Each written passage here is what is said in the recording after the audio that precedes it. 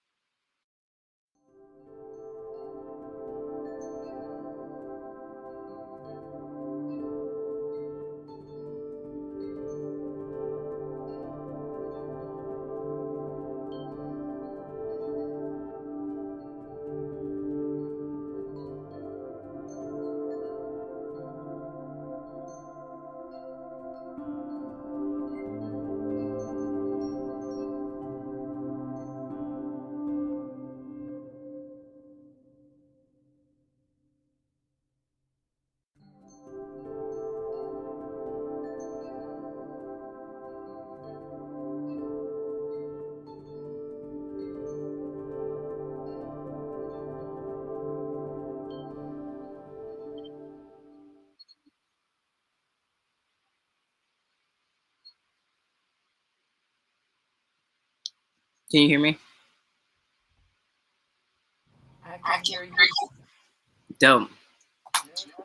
What is good? Okay. Can you hear me okay? What'd you say? I'm just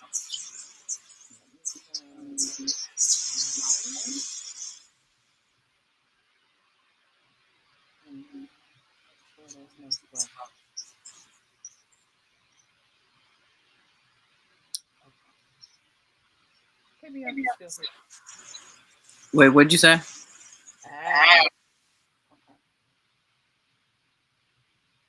I am going to switch my Can you hear me?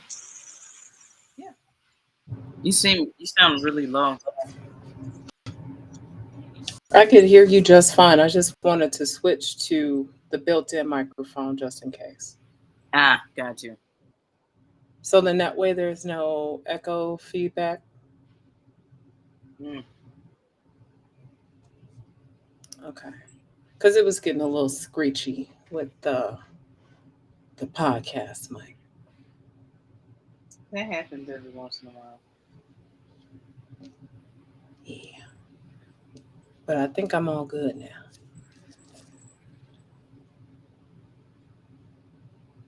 Dope. And I hear you perfectly. Yep, and we're up. The feed is up. Okay, cool.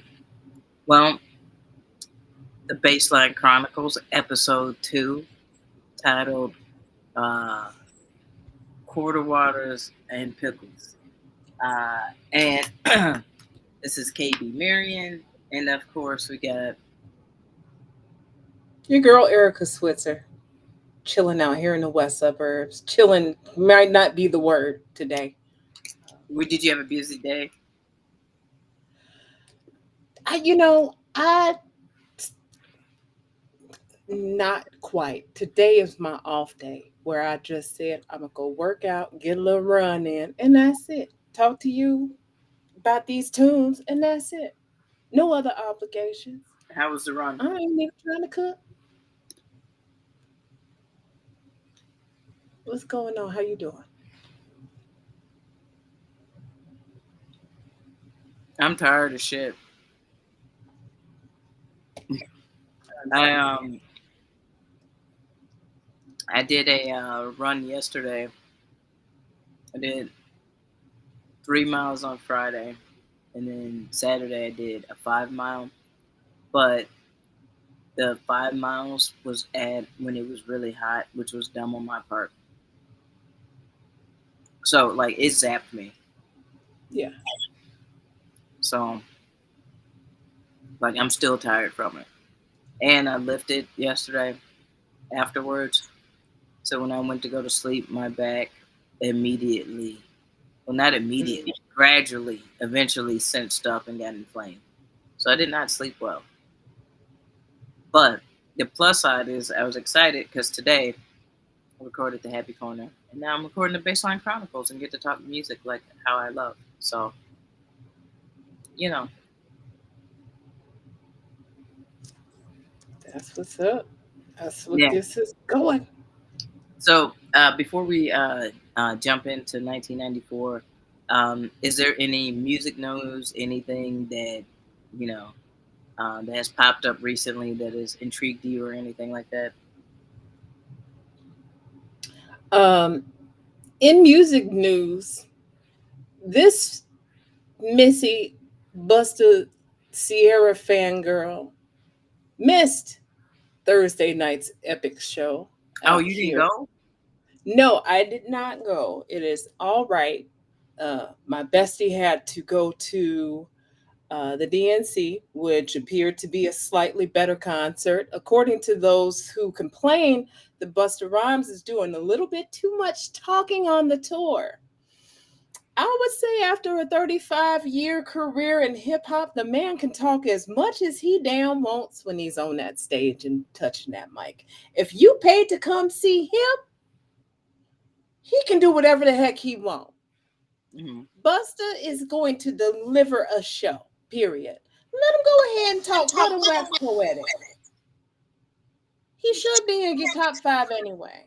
Well, I do you, know a very funny comedian in New York who I adore. Watching his podcast and stuff, he's very funny, brother. Absolutely hates Busta Rhymes. I don't understand it. If he was from Chicago, I'd write his stuff a little bit harder than I ride Kanye. To be perfectly honest with you, yeah, I'm not a Kanye apologist. I'm only holding on to the music. right. Um, but you know what I'm saying? Like, just let Busta live. Let Trevor talk that talk. He been through a lot. What he got to say is important. You Yeah, know? yeah, and I think the other thing too is what I noticed. I'm not sure what age group.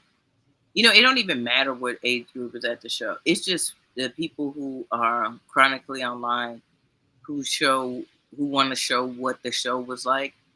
And so like I think part of it is for some people like, oh well give me a wow moment so I can post it and da da da da da. And the thing is like back in the day, and essentially these entertainers like they know how to pace a show. So like if it is like I don't care about what you want necessarily. I do need to entertain you and give you a good show, but I'm the expert in what that looks like. So let me do that for you. Now, I will say though, as a person um who has been at shows where artists have talked entirely way too much, some of y'all are long winded.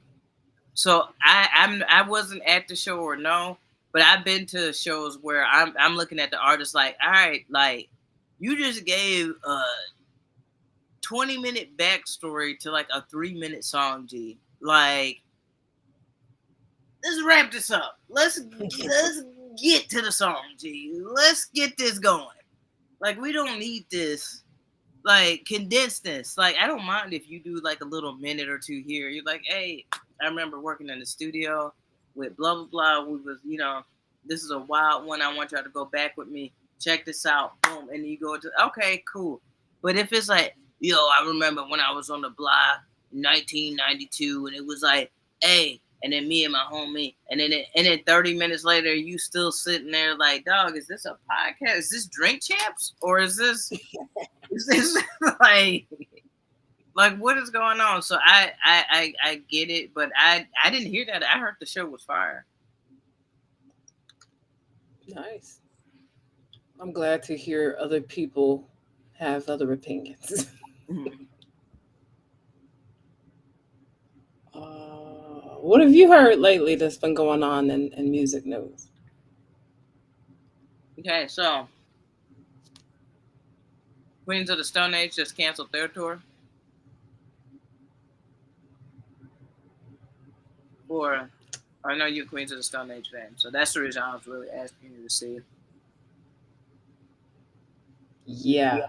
Um, Josh Homme, for those of you who don't know or may not know about Queens of the Stone Age or don't care about Queens of the Stone Age, I'm informing you anyway. Josh Homme did go through a divorce and a bout with cancer during Yeah, the break in between albums. So us Queens fans were hoping for that badass comeback from a divorce, uh, You gonna have to them wait. albums usually be the truth. Some heart and soul in there, and there was a lot of heart and soul in this last album. But he had an emergency appendix surgery that Mm, caused them to cancel one of their first gigs of the tour, and so apparently some things have perspired and transpired. My bad, not perspired. Sorry. And yeah, thoughts and prayers to the homie. Uh, Good dude, man. yeah. And then the other thing that I wanted to bring up that because I love Tyler the Creator. I've talked about how much I like Tyler the Creator's music, how he's evolved, and he just went viral um, for his commentary on what's happening in hip hop music, rap music, um, and music in general, and his perspective on how artistry has just been completely lost. It's a lost art of being that fool around artist who is um, not solely just looking at trends, charting, all of those things. And mind you, Tyler the Creator does all of those things while remaining an amazing artist. Like so, I don't know if you heard about that. Um, I had not, but I have heard of other artists that I love, aka men I trust, literally, Mm-hmm. um, about the state of music. Mm-hmm. And for me, it was a revelation that we're at the point now where Billboard not only has its Hot 100, which Mm-hmm. everybody is kind of like, oh yeah, this is the go-to. They Mm-hmm. have a world chart, Mm-hmm. which allows you to see what's been on top of the charts globally. Like Mm-hmm. Hosier's Too Sweet has been on top of the charts for a long For time, a like long time, that yeah, kind of thing. But then they also have a TikTok chart. yeah. So like this is serious. The minute clips or like 30-second disposable clips that I've heard James Blake and Trent Reznor, men I trust, along with Tyler, Mm-hmm. say this about music becoming disposable. Mm-hmm. We're now at the point where a brilliant mind, a brilliant black mind, like King Wallonius, is celebrating getting ready to put out his AI album. Mm-hmm. Okay, because his BBL Drizzy is the bass line for obviously the Kendrick Lamar. Yeah, yeah, So we're in an interesting landscape musically. We yeah, really are, and it's important to not lose artistry. There's something to be said for a minute bop to really get you going, but it also is ephemeral. How timeless is it? Is it sampleable? Is that what we're supposed to do with it now? As opposed to, I guess I did see a meme earlier because I was like, why is everybody playing the song he did with Kali Uchis? You wanted to dance. It's like, oh why is yeah, everybody yeah. parodying this? And I get it. I get it. Because it's one of these songs, one of these last songs that showed off this kind of artistry. Mm-hmm. You got to connect that up with like Kanye's Runaway as far as a piece of music that goes there. Yeah. That's, that dares to blend genres outright and explore and be fun Mm-hmm. and you're hanging on for every next note and every other time you hear it sounds new again. That's what we're talking about. Don't get Yeah. me wrong. Are you going to be sing humming $1 Million Baby in 2 weeks? I It's mean, been a month and a half. I feel like I'm still on that Tommy Richmond, but we're going to forget about him in 2 years. yeah, maybe, and I think that like um I also think that it also shows like how um that like the industry, like when people talk about gatekeeping and they talk about how it's a bad thing, and in some regards, yes, because especially if you're somebody in power or whatever, and how you're gatekeeping and what you're doing to manipulate situations of what's going on, um, that's really the big thing. Like like with that gatekeeping comes power, right? But I feel like there needs to be some respect and regard for the art form. And I'm not saying that art forms can't or genres can't evolve or whatever. And I'm not saying that it's not for everybody, but there should be a way to say, hey, that is not it. Here's the reason why that's not it. And um and it has to be based, it can't be on some prejudicial shit. It can't be like, oh well, I don't want this race person doing this music. Like that's stupid gatekeeping. What I mean is it's like the gatekeeping of actually write your shit. Actually have a concept. Actually develop the artist. Actually your artistry. Actually have a voice, a perspective, um, um, a vision, something. Something that is beyond just the end goal of charting so you can make money, so you can make a lipstick line or whatever it is. Do you know what I'm saying? Like beyond the capitalistic measure and merit that is found with those components, you have to have something else because what you're doing is you're making shit like it's sheen music. It's fast fashion. And that stuff is so cheap, it's so disposable that like when it's time to buy a real piece, like for instance, if you this is a clothing is a good way of putting this. If you buy cheap shit, like cheaply made items, you bought it for $4 or $5, $3, $2, whatever. You got it off Temu, Sheen, one of them, right? And so you have that after a few washes, after a year, you seeing through the t-shirt. It's not, it's falling apart. The seams are ripped, all of that. But let's say you spend $100 on, $50 on a nice pair of jeans, and then you wear them and wear them and wear them and wear them and wear, and you don't. That's kind of like because the artistry, the materials there are good, they're durable, they're last long, and like they're they're it's all of those things. That's what artistry is. It's it's the attention to detail. It's the attention to all of those key things. It's the all of that. Like some of these beats and sounds, I'm like, this doesn't.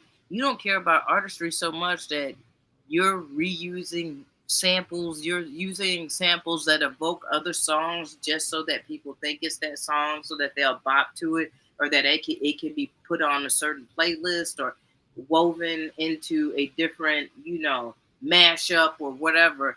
And it's like now it's become so incredibly distorted. It's not interesting anymore. A lot of you have to dig deep for good artists, and a lot of the garbage artists take up a lot more space than they should. Like we should be heralding and propping up like amazing artistry. You know what I'm saying?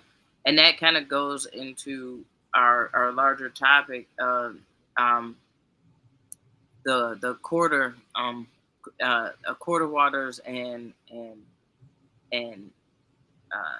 and pickles. Basically, um well, first off, with this theme, when you heard it, and I'll tell you how this relates to what Tyler was saying about and what this kind of triggered for you. So like what did quarter waters and pickles trigger for you?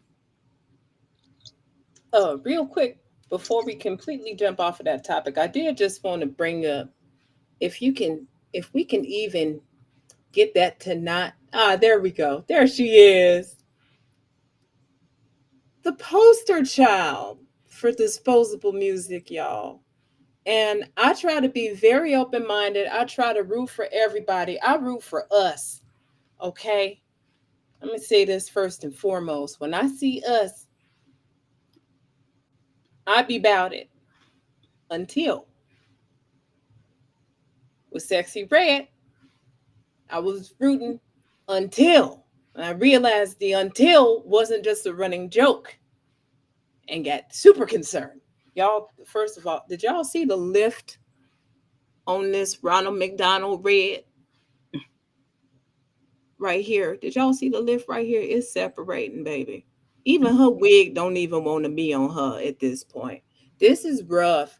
Look, when I heard the "You Are Everything," first of all, I was Team Kendrick day one. Ooh, Uh, I baby. knew this was about to be fuckery. I knew fuckery was afoot when this happened because Drake putting her on. First of all, he just kind of go with the wind, don't he? Don't he just kind of wherever his dick be swinging, he just like going, don't he? We know Well, this now. it's even Him deeper than saying that. that he above everything, being above the sky, and just pulling out his weenie. He's showing that we've jumped the Drake shark, literally. And with bringing Sexy Red up, well, you are my everything and all this, using the Lauryn Hill sample at that, we knew the fuckery was afoot. This is a lady that now has a lipstick line out with names like Vaginal Discharge. No. And that's all I got to say about that because the fuckery is afoot and I don't like it. It is, and it would be different if, like, for her, it would be different if she was on some Luke time. Like, if she was like Luke, where Uncle Luke, where it was like, I'm on my grind, I'm doing this raunchy shit because that's what I want to do, that's what I like, that's what I'm gonna do, blah blah blah blah. Cool, do your thing. The only problem that I really had with her was that, number one, the criticism towards her, people was like, well, let women, blah blah blah, and I'm like, no, like, if we want to keep it a buck, if she wants to do this, then we have to be honest about, like, she is doing some ignorant stuff, and we can't hide behind, oh well, someone like, oh well, yeah, I don't say none of, no, we do say stuff about the dudes when they do ignorant stuff, like, y'all just don't care. Like, so I'm kind of like at that point of like, if we didn't care about that, I'm not caring about this. I just know when I see a industry plant who is there to push ignorant stuff, as if we don't know what it is, as if we're dumb.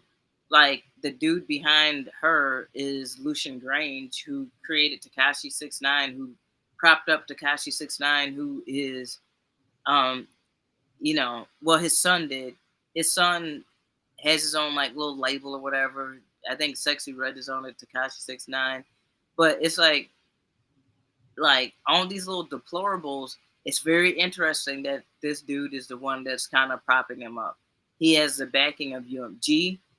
You know what I'm saying? And this is the dude that funds Drake. So it's not surprising that all of this is occurring, because underneath that, because, yeah, your whole goal essentially is, the more you keep the artistry out of the limelight, the more you're telling people that that's not necessary. So if you remove the barrier of entry, and you make it so that anybody feels like that they can do it, then what ends up happening is anybody does it, any and everybody does it, and then all you have to do is scoop the person that kind of looks like they have a little bit of buzz. You can make some money off of them, put them out there, pimp them out essentially, drop them when you don't need them anymore, and you've made them pariahs of within the industry. They haven't established artistry. They don't have any real connections. Nobody wants to work with them truly.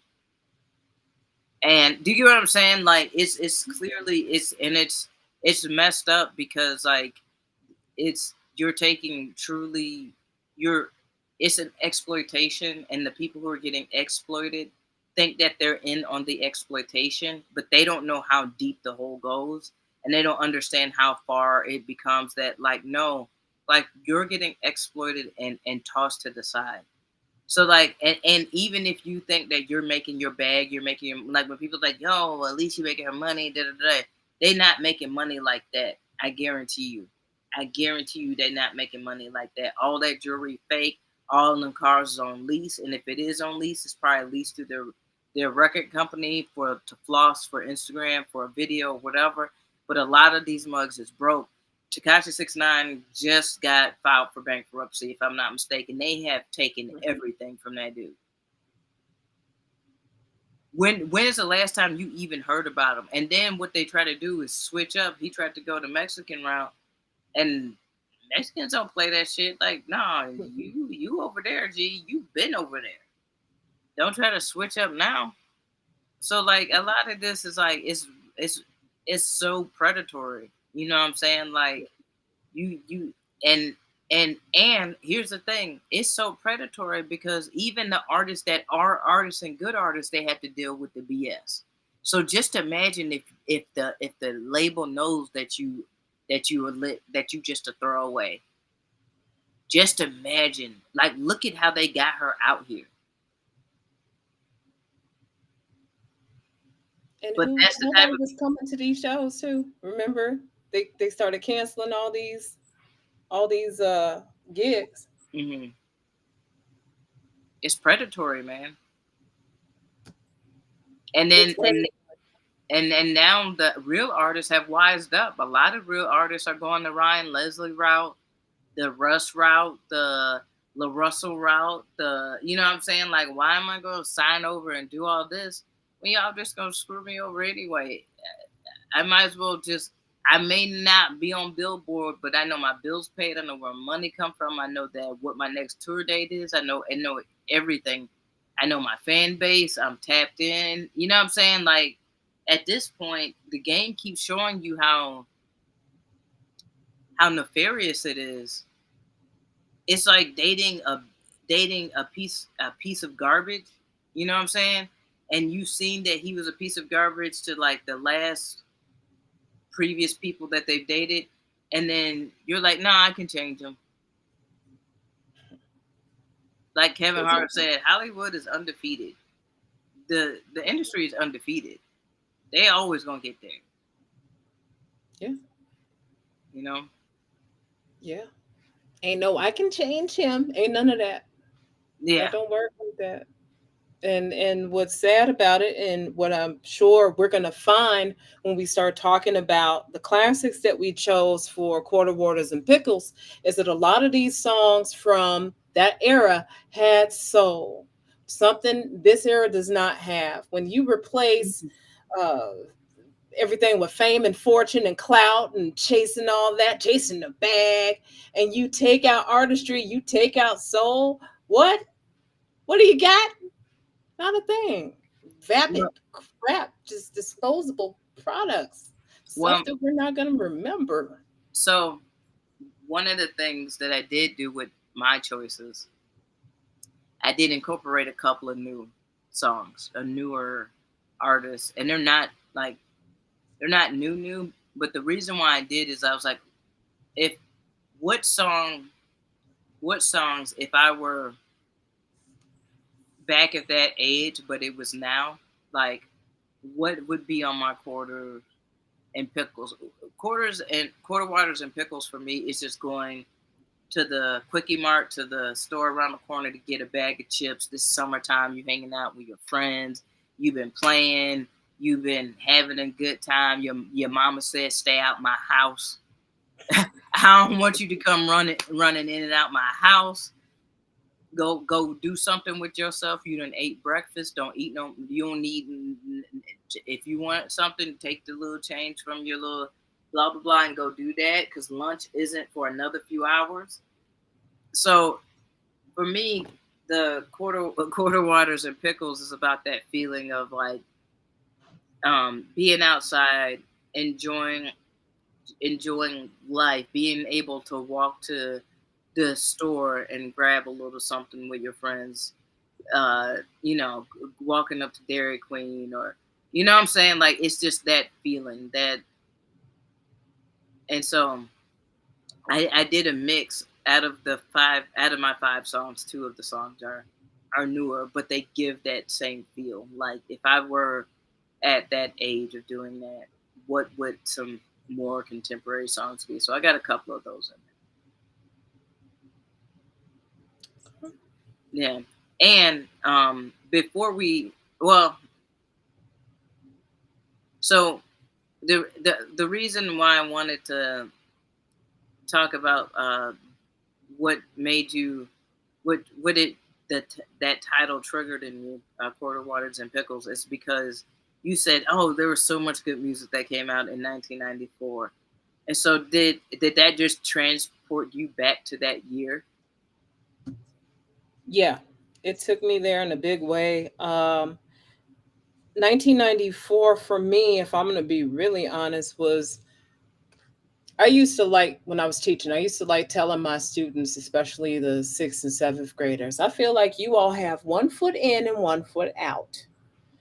Now, one foot in and one foot out is literally when you're around that age and that one foot still wants to have tea time and be babied and love Mhm. on mommy and all that. And the other foot is like, mm-mm.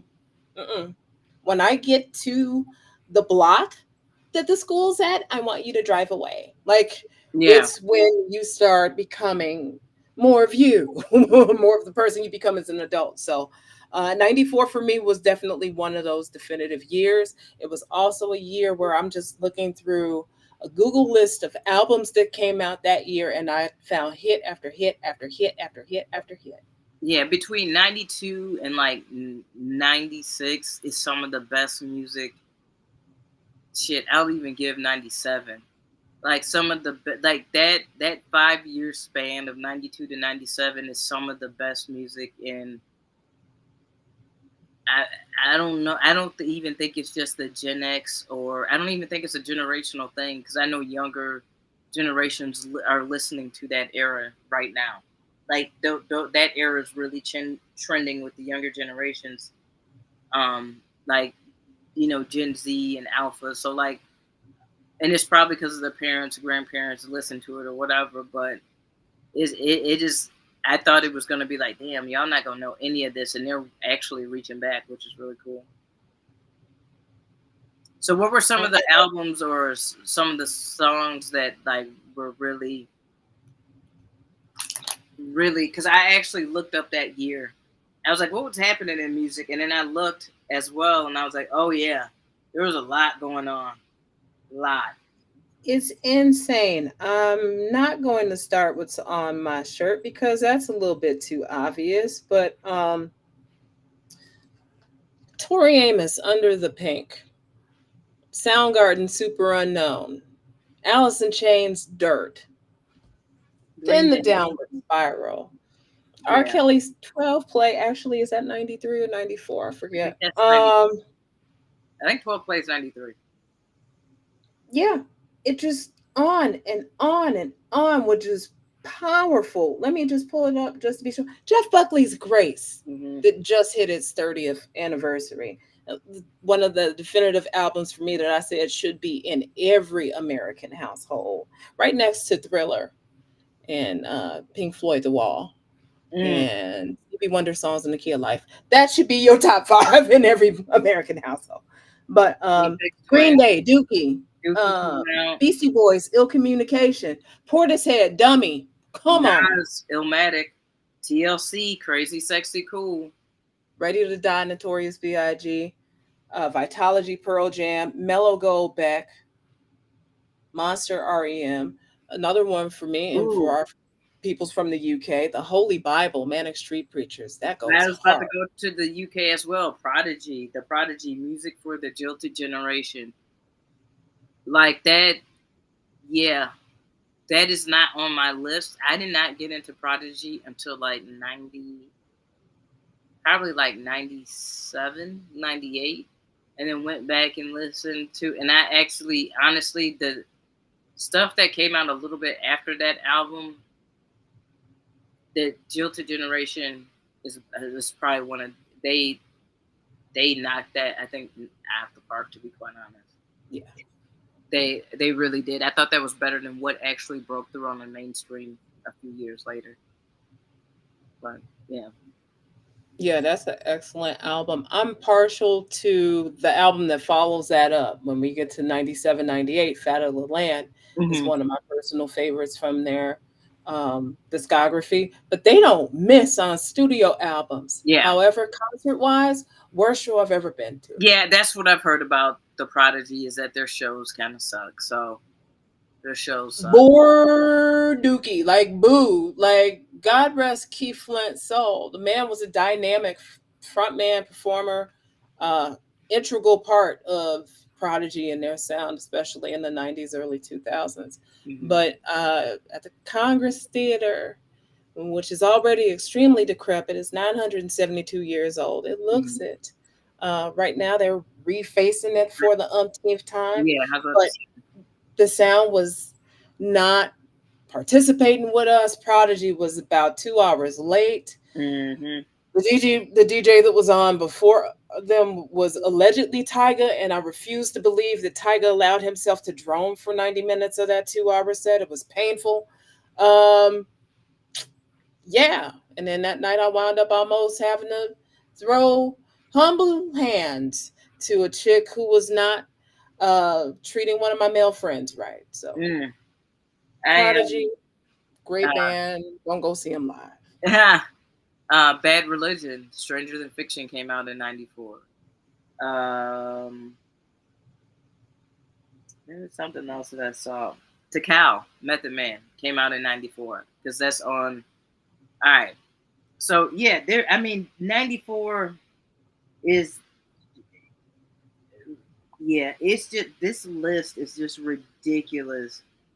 Madonna bedtime stories, Which is a good album. which is a great album. Okay. That is a Bedtime Stories itself, the lead track, yeah, gorgeous. yeah. Like this That's is where Bjork was crossing over. This is I'm sorry, not Bjork. This is where Madonna was crossing over into her Bjork sound, yeah. and it was pretty dope. Wait, is that the wait? Because I might Hmm? mess this up. Is that the album?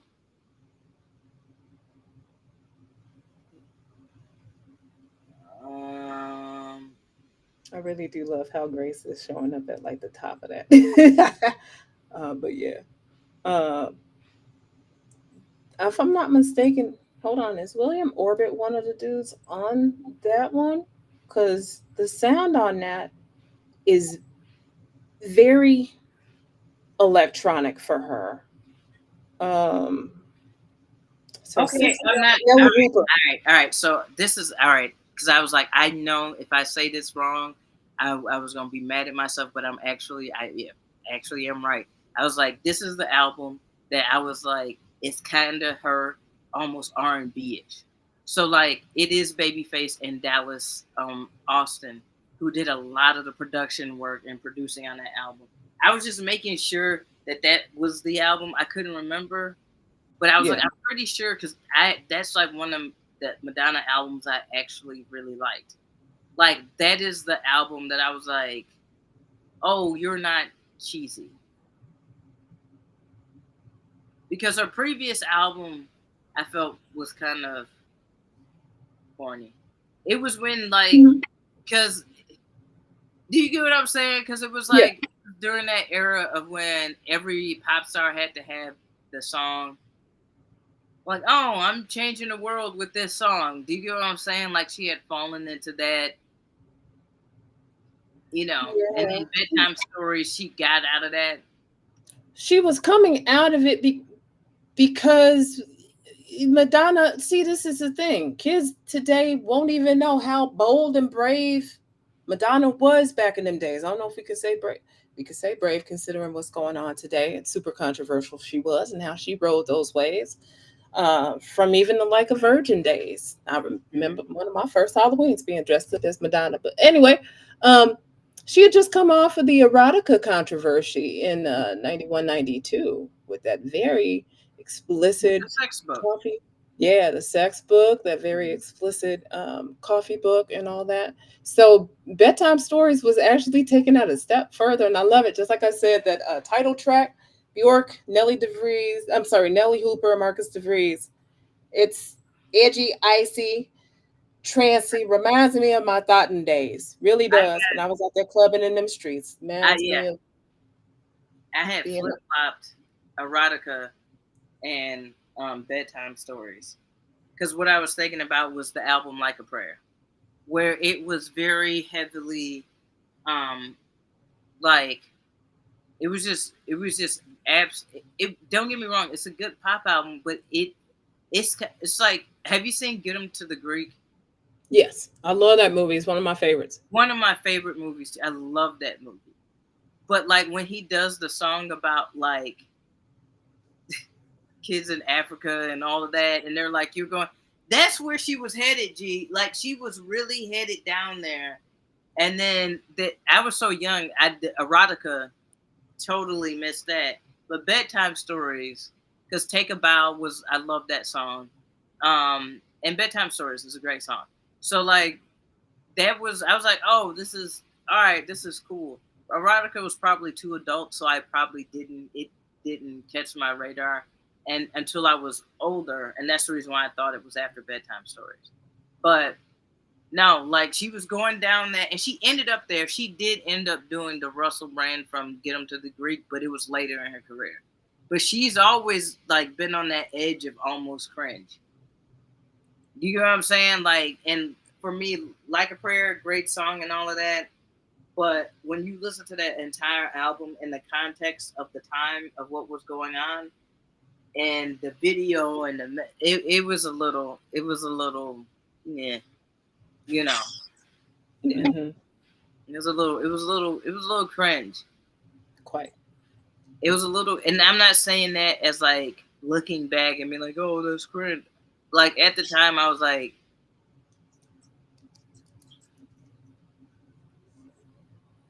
okay, like, and then like looking at it now, I get why my at that young of an age, at like 11, it's hard. 10, was I like 9, 10 at the time? It's hard to like articulate why you don't like something or why you don't understand something. And the older I got, you know why Like a Prayer? What's that used for a Pepsi commercial? I believe so, unfortunately. Or fortunately. It could come on in the CVS these days, you know. It's everywhere. And I honestly, this is so stupid. This is one of those stupid things. I always hate when there's a black choir, unless it's uh the Paramore song. I always hate a black choir like being the like a prayer. I'll take you there. Like I was like, bro, I can't, I can't. Like, cause that was a common trope too. It was like, let's get the black gospel choir behind it. Oh my god. Black gospel choirs, first of all, black gospel choirs should technically be bankrupt for everything.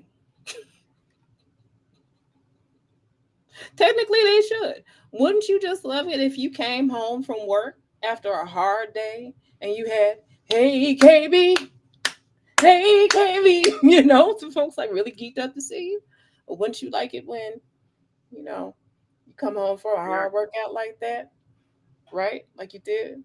Erica, Easy legs, get them legs, you know, like really, like Erica, we need.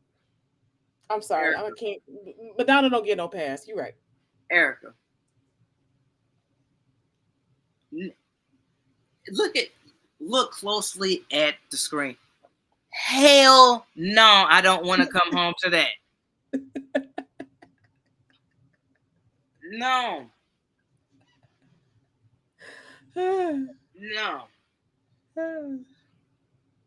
I just feel like black choirs tend to make things better generally, but when it Yeah, comes to pop songs, eh. but sometimes in the pop songs, it's just corny. I'm sorry. I'm sorry. Sometimes it's just that's not. You got a whole ass choir and it's like, and then you gotta, all right, so then you hear that song and then you go listen to like the other songs on the album. You're like, what? Like, why did you like? It's just always so, I don't know. It's just it's stupid. I know. I'm not even giving a good reason as to why I don't even like it. I just don't like it.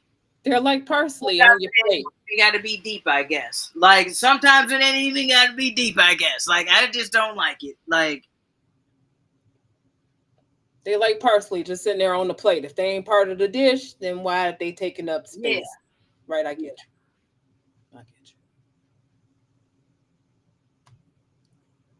But Madonna had them hits before she went completely.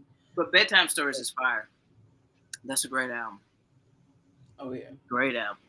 So yeah, so that's the thinking behind Quarter Waters and Pickles. Hey, I love your list, by the way. So let's jump into this Thank you. because and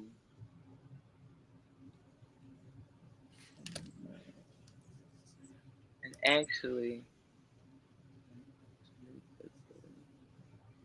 Nice. And before we get too far, because we about to go deep on these songs, y'all. I just need to make sure that, and yes, I am wearing shorts. I just need to make sure that the sun don't catch us slipping. Uh, I feel like there's nothing worse than being on a podcast and not being able to see who the heck is talking. So I'm gonna make sure that the beautiful golden hour that lasts 45 seconds these days, as yeah, we approaching pumpkin spice weather. Um, I just want to make sure y'all can see me as we get through these hits, because there's going to be a lot of songs where if you don't know them already, you're going to want to know them. And if you were old enough to know these songs, your back hurt right now, and I love you for it. how you just gonna call me out like that? Because we heard them together. I rubbed myself down with some CBD stuff earlier. I'm ready.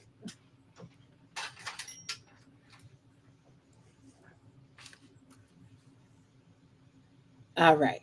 Did you want me to start or? Yeah, Okay, so let's go ahead and get this thing started. I'm gonna go to the oldest song on my list for reasons. Reasons being, they wanted us to forget black folks could rock. It's one of the things that pisses me off to my core. They wanted us to forget that when it came to doing this, it was us first. When it came to picking up these electric guitars and making them sing, mm-hmm. it was us. Okay? And so my first choice from 1988, because I'm going to give you the year, because Google be tripping. 1988, Living Color, Cult of Personality. You've heard this classic riff all over the place. Movies, commercials. Mm-hmm. Allegedly, it was done in just one take. Here, let me tell you. Not just one take. My bad. Vernon Reid, band's guitarist and founder. And yes, I am looking at the Wikipedia because I want to be right. Mm-hmm. Described the song as very special for the band, not just for its commercial success. And y'all got to think about this. 1988, we're talking about a black rock band being commercially successful. Song comes out, it hits number 13 on the US Hot 100 Billboard chart. It's number 9 on the Billboard album Rock Tracks chart. Number 9. It won a Grammy Award for Best Hard Rock Performance at the 32nd Grammys. And it The totally music deserved it. video, huh? Sorry, I was saying, and it totally deserved it. I love Living Color. So The I got on music my black. video won for Best New Artist and Best Music Group Video that year. And Vernon Reid said the song was special because it was essentially written in just one rehearsal session. The riff was stumbled upon while practicing something else, and by the end of that session, they'd written that song. Yeah, that sounds like that opening riff, that that sounds like something that is a finger workout, like of the guitarist. It doesn't even like that's what's so dope about about that is that it sounds like an elevated like finger workout for the guitarist, but it's such an iconic, like probably from that era, one of the most iconic riffs in rock music. And yeah, that song and that song, like thinking about like the impact of that song, but lyrically what they talking about in that song, you know, like the cult of personality, man. Where does that lead you? What can that become? You know? Yeah, yeah. Uh, Vernon Reid said in the 2018 interview, the whole idea was to move past the duality of that's a good person and that's a bad person. What Hmm. do the good and the bad have in common? Is there something that unites Gandhi and Mussolini? Why are they who they are? And part of it is charisma. So he said it was about celebrity, but on a political level. And that's another one of those reasons it's so timeless and never goes away from our cultural zeitgeist. That's Yeah. you'll never stop hearing that song in the background or something. But when you take the time to listen and absorb what they're saying, Hmm. that's the most important thing. On top of that, if you haven't seen the video, which is amazing, and it It's just really features cool. them and Yeah. such a beautiful bright color palette and just Corey Glover and them being the badasses they were, Hmm. and still are because they are on tour. Yeah, And I if was they gonna say are in it's your still town, as they are coming to us pretty soon, please pay the $25 at least and go see them. Come on, they yeah. should be charging more money than that. But if you have not seen a performance of this song, definitively go on YouTube right now or later. Please watch us. We got more songs for you to add to your YouTube, Spotify, whatever playlist. We have a Spotify list of these songs coming up for you. It's in Go the chat. on YouTube. Huh? It's in the I'm sorry. chat. And it's already up. It's in the chat and it's already up. Go on YouTube and find Showtime at the Apollo performance of this song. Oh, they tore that bitch down. They tore that down. Their that performance was flame, and their their SNL performance of it is fire too. They don't play live, man. These brothers are badass and they are true musicians. And at this point, you've been in the game 40 years, psh, go see them. Yes, Corey's voice still sounds still strong as ever. sounds amazing. He's probably one of the few rock acts, rock leading men from that era that actually his voice actually sounds better now. To be quite honest, it's filled out. It's more textured. You can tell he really knows how to belt now. Because back then he used to be at almost kind of his head voice was almost screeching almost. And when he Yeah. got to his higher stuff, and now he's so effortless, dude. Like he's so good. Mm. And you get to Don't see let it. them like back in the day rock out in like bicycle shorts, and they was fit as fuck. Okay. They was Looking hitting good. quads. They quads were looking glorious. They had legs built for biker shorts. Yeah. Okay. I'm not gonna lie. I look at them old school videos and say, go ahead, brother. Mm. Go ahead. He know he was fine back in the day. He's still fine. Yeah. Mm. All right. What you got, KP? I'm so excited for your pick. Okay. So, um, my first option was when I thought about this and pulled this up, I was like, this one up. I was like, the first thing that popped into my head was SWV. Like that was, and they weren't necessarily 1994. The album I think came out in 1993. um, or something like that. Whatever. But right here is the song that I chose. Um, I remember hanging out like with my friends, my cousins, going up to the Quickie Mart. SWV, like In Vogue was like, what's funny is like In Vogue was like what my dad liked because they liked looking at them because they were so fine and they were so like um traditional feminine women. You know what I'm So saying? sophisticated.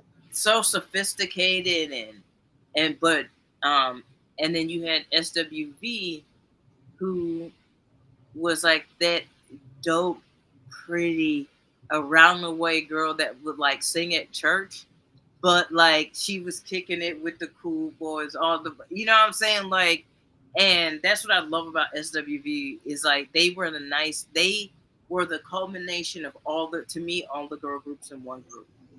Like they had a little bit of edge, a little bit of feminine, a little bit of this, a little bit. They had all of those components, and they could sing. They could sing really well. You know what I'm saying? Like, and they had the hair, the nails, the lipstick, the fits, you know what I'm saying? Like, Coco was that girl. Like it was. And so right here, the Human Nature mix with Michael Jackson and that song is it's fun. It puts me in a good mood. It takes me back to being on the west side of Aurora, you know, or going to hang out with my cousins and going to get candy and just and us making up dances in the basement. You know what I'm saying? And uh, it was just a fun time where it was so golden. You know, it was so golden. Like even if you weren't into, and that was an era where like even if like that was when I was starting to get into different types of music, and to have all of these different good musical acts to listen to in these different genres and very clear genres. It's not like today where it's like, oh, I'm doing a little bit of country and a little hip hop so I can get everybody. It was like, no, we are a rock band, and if you fuck with rock, then come listen to us. And it was honestly, it was kind of refreshing and nice to have that, very specific scape of tone, sound, lyric, how they attack the songs, what's happening in those scenes during that time. It was really cool. So like having an R&B SWV who was like an amalgamation of all of the R&B girl groups at that time was cool. So, Absolutely. that's I my first. gotta agree. I have to agree, and I have to say that they had to have been vocally one of my favorite concerts. Mhm. Today, they still sound even better than they sound on the 1993 recording. Uh, and I gotta agree with you. That takes me back to, again, 93, 94, that year of being half in and half out, being half adorable. I still love Brandy. Moesha ain't flirting with Q too hard yet. And then the other part is like Moesha about to finally get some. And Yeah. this song probably gonna be playing in the background. Like I was that kid at that point. This song was one of those backdrops. I used to go to Venture. Look, what video was I just watching? The week video. Oh, You remember the horse riding get up yeah. and stuff, Yeah. and they just singing, looking all demure and Yeah. stuff. The Yeah. word of the week. It's like these, but the scenes in their videos crack me up because it's like, AG, why are y'all there? Like, why? Like, it'll be like they looking like straight around, like gorgeous around the way girls, right? And it's like, and then they would put them in like settings that I'm like, how come you don't like? What was the album? What was the song that they did for? Because that soundtrack was so good. They were on the basketball movie. What was that called? The Above the Rim soundtrack. Above the Rim soundtrack. When they did their Anything, what'd you say? anything. Anything. Like And I think they use scenes from the movie in the video. You know what I'm saying? But how they set it up, they made SWV, all of their scenes kind of match the movie. You know what I'm saying? So it was like them hanging around at a basketball court. Like it was like it aligned with what was going on. Some of their videos, I'd be like, why do you have them out in nature randomly staring into the abyss? Like they had weird videos, G. They They be doing that, and then in the next scene they be at like a car rally at Yeah, midnight in I'm like, I Crenshaw don't now. get why. Like, what's maybe they're trying to show the soft and the you know That's where I love them, and yeah, that's where they really hit me in my heart. I'm sitting there looking at the faux horse riding get up, and next day I'm at Venture trying to piece together that outfit because I thought it was cool. yeah, Like they really were those girls, and they yeah, still are, which is awesome. yeah. Coco's voice, man. Oh gosh. Coco, Woo! Talk about a gift. a gift, and nobody sounds like Coco. Her voice is Nobody. so freaking distinct. Like I remember she was doing. I think she was like on a gospel program that my mom was like watching, and I was like in the kitchen, and my mom was watching it, and I was like, man, I know that voice anywhere. I was like, is Coco doing gospel now? And she was like, yeah, she do like, and I was like, oh, okay. I was like, because she was like, how you knew? I was like, no, that is her voice is one of one. Like I don't know anybody that is a very distinct voice. Like you know what I'm saying? Like that's a distinct voice. And you mentioned 90, I'm sorry, you mentioned her gospel venture. SWV has been together for a long time. They are into their 30 plus years of being together, but they did disband for a brief time from 1998 to around 2005 for those solo projects and stuff like that. So, and if you haven't heard some of Coco's solo stuff, she did an amazing duet with Tevin Campbell on his self-titled album in 1998, 1999, if I'm not mistaken. So, yeah, check them out, please. Man, you know what other song by them? I'm sorry, but I love SWV. Use your heart, not just. Oh, that was my Yes, shit. Oh my yes. god, they oh my god, They have them hits. yeah.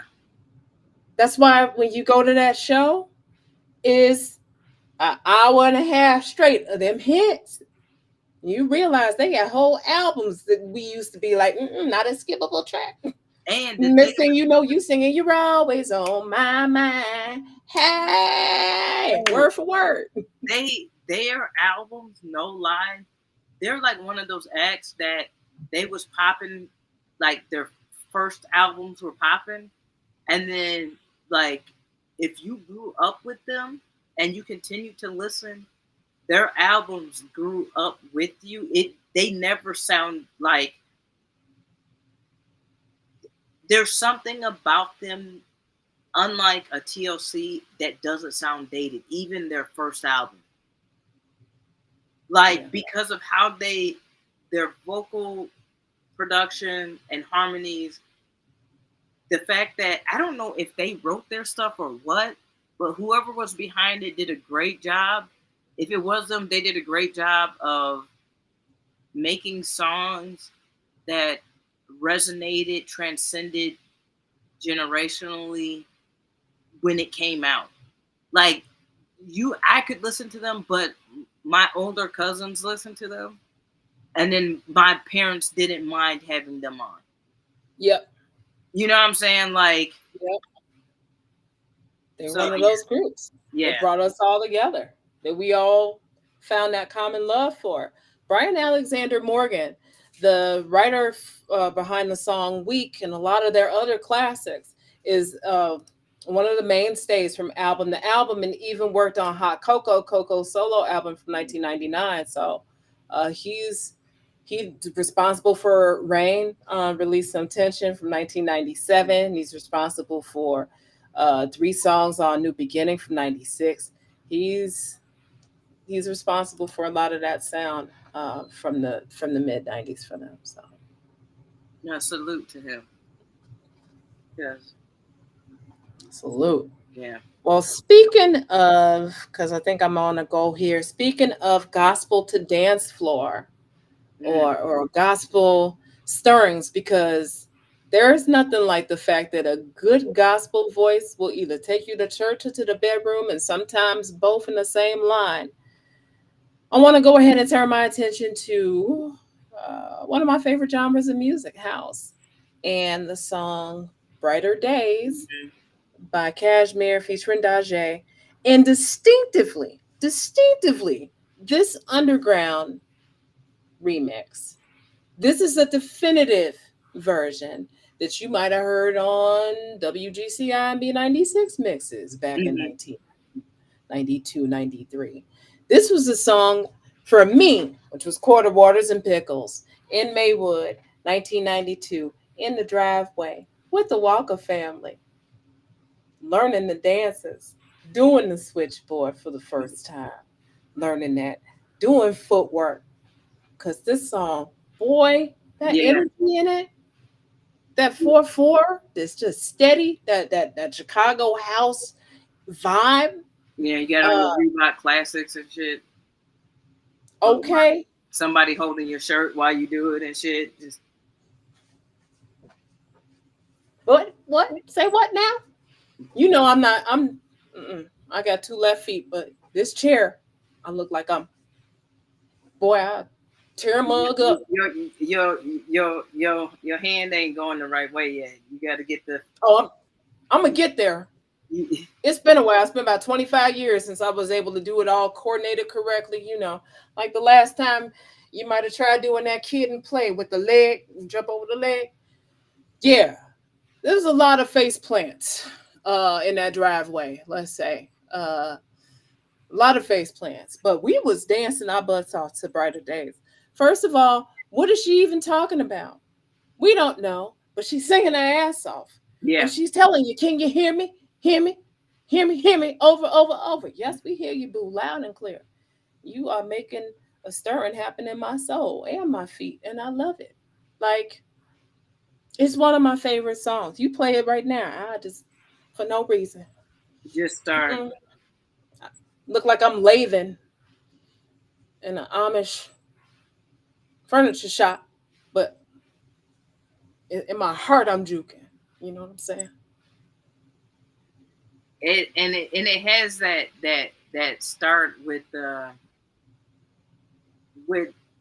like all them dance songs, like the house music. They always got to start like, this is house, because why? Because this bitch is singing her ass off immediately. House does not, like, house is either gonna be the pulsating like beat first, or it's gonna be a motherfucker that can sing their ass off, letting you know it's about to go down.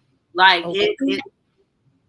and so like yeah, that, and for me that was that was such a staple that, like, when people used to listen to the radio, and at late night it used to go into the house mixes, like during the evenings it would go into like the house mix, especially like Chicago area, obviously. And so they would go, like, if it was the white stations, like the pop stations, they would go into freestyle, which is like white house basically. Like it's Latino house. like, and Freestyle. yeah, and so like and then like black stations, they would have like house or whatever. And but like that, Brighter Day is a song that, like, you that was usually the song, like, if you didn't know what time it was, if you turned the radio on and that song, you're like, damn, it's late. it's like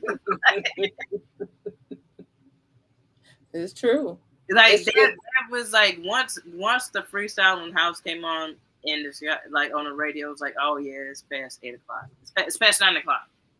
I know that much. It's past 9 o'clock at that point. okay, because MB96 Hot 5 mixes back in the day used to be pumping. And for me, what I'm saying, bringing up the Walker family, my homegirl Pooh, uh, the homie Seti, God rest his soul, Seti was a part of the alphabet community, but Seti taught us them dances. Seti loved Janet Jackson. Janet Jackson was his woman, but Seti knew all the choreography and taught us every move. So, Why would you say man, he's a part of the alphabet community? So like, isn't saying that he knew all the moves and Freddie knew all of that? That's like redundant, isn't it? oh my bad. But it It's was, it redundant. was one Like of the things where it was we like, had a J homie that just taught us all this. Like I'm like, yep, that's exactly who I expect y'all to learn all. it's Like, one of the things where the old folks would be like, yeah, ain't that boy introducing ain't he a yeah, little they like just that? push their hands shaky. Just When they he, do the little handshake, then, only like that, don't he have a little sugar in his tank, yeah, ain't he like that? It's yeah. like Seti and Seti. We love Seti. We don't care what Seti do. Seti got a man, we don't care. Seti Hey, man come over, that's his phone. Hey one Keith, of how you doing? What's up, boo?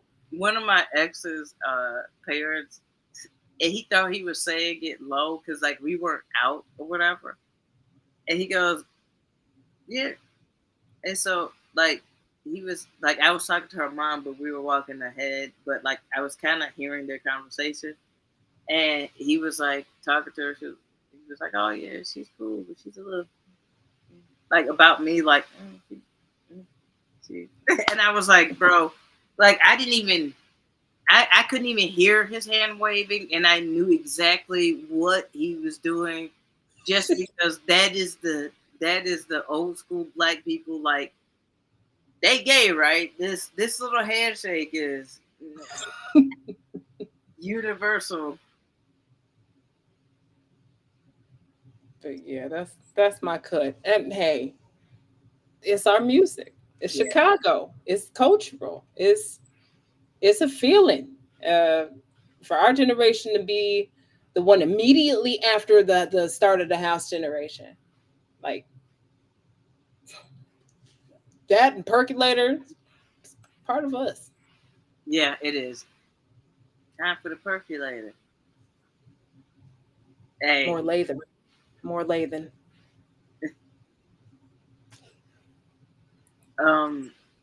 all right. So here's one of my new ones. Like I said, I had ones that I felt like if I were young in Porter Waters and listening, what would be something from this newer era that would align with that? And I picked ASAP Rocky's Sundress. Um, I don't know if you've heard that song. I don't know if you listen to ASAP like that. I like ASAP Rocky, um, especially his early stuff. Um, but um, what I love about that song is that it hits like he raps on it obviously, but it hits a different. It hits like an indie sound, and the tone of the indie sound reminds me of that 90s era where there's the warmth, but the starkness very kind of reminds me of Beck a little bit. And so, like, that's the reason, which is Beck comes out a little bit later. I don't think he comes out until like 96, 97 or whatever. But yeah, I really, uh, I just, it's a fun song. It makes me want to ride a BMX bike for some reason. I don't know. It's just something about it connects to like summer, being out, having a good time, and it I don't know. It's a newer song newer than what we've been talking about, but it holds that same feeling. Like, and sometimes there are songs that like I want to be contemporary, but I want it to give me the feeling of something that I felt before. Mm, And that song, I don't know why, but it does that. It reminds me of that. So for sure. And I gotta say, I'm a can I even call myself an old school ASAP fan if I say I'm a at long last ASAP like head? Like that's when I started yeah. really loving what he was doing. Uh, so when it comes to him setting scenes and giving you them feels, Mm-hmm. whether it's through his lyricism or the production, Mm-hmm. yeah, ASAP is definitely one to go to for that. So Yeah, Sundance. and he's underrated in that. You know, I think because he's so fine that like like people forget that like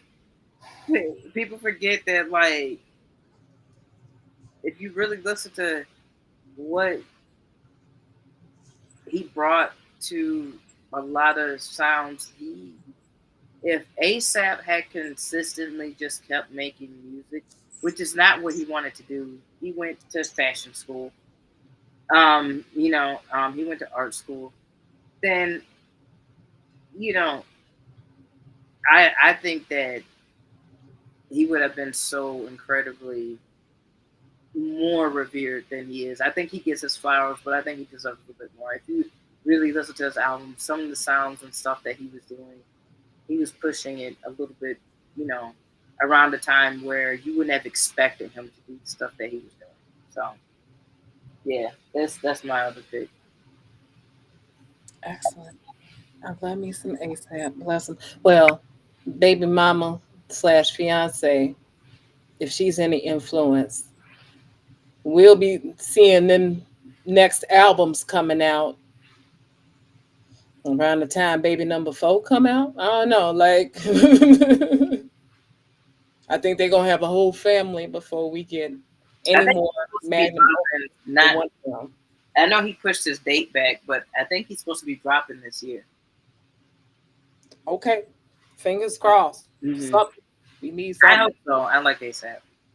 Exactly. I'm gonna go ahead and keep going with my house music for a second. Hmm. I want to shift over to